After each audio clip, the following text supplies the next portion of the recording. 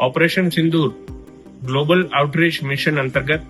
Group 3 કે જેના leader Sanjay Kumar ઝાજી છે, એમના નેતૃત્વ હેઠળ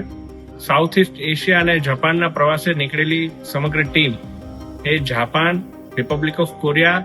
અને ત્યારબાદ સિંગાપુરનો પણ પ્રવાસ પૂર્ણ કરી હવે ઇન્ડોનેશિયા ખાતે પહોંચ્યા છે. સિંગાપોરની અંદર ખૂબ જ સકારાત્મક રીતે સમગ્ર ડેલિગેશનની તમામ બેઠકો રહી,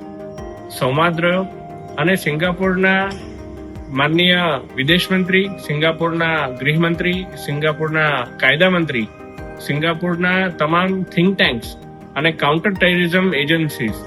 સિંગાપોરના ઇન્ડિયન ડાયસ્પોરા આ તમામ સાથે બેઠક કરી અને કયા પ્રકારે દુશ્મન દેશ દ્વારા, પાકિસ્તાન દ્વારા જે આતંકવાદને વધારેમાં વધારે પ્રોત્સાહન આપી અને ભારતને નુકસાન કરવાનું જે કાવતરું ચાલી રહ્યું છે અને એના જવાબમાં જે ઓપરેશન સિંદૂર કરવામાં આવ્યું છે એ બાબતે વિસ્તૃતપણે ચર્ચા પણ કરી છે. મને જણાવતા આનંદ થાય છે કે સિંગાપોરના તમામ મંત્રીશ્રીઓથી લઈ અને સિંગાપોરના થિંક ટેન્ક્સ દ્વારા એક સ્વરે ઓપરેશન સિંદૂર અને ભારતનું જે આતંકવાદ ખિલાફની જે લડાઈ છે એમાં સંપૂર્ણપણે સમર્થન પણ આપવામાં આવ્યું છે અને એમના સોશિયલ મીડિયામાં પણ આ બાબતે એમણે એમની માહિતી શેર પણ કરી છે.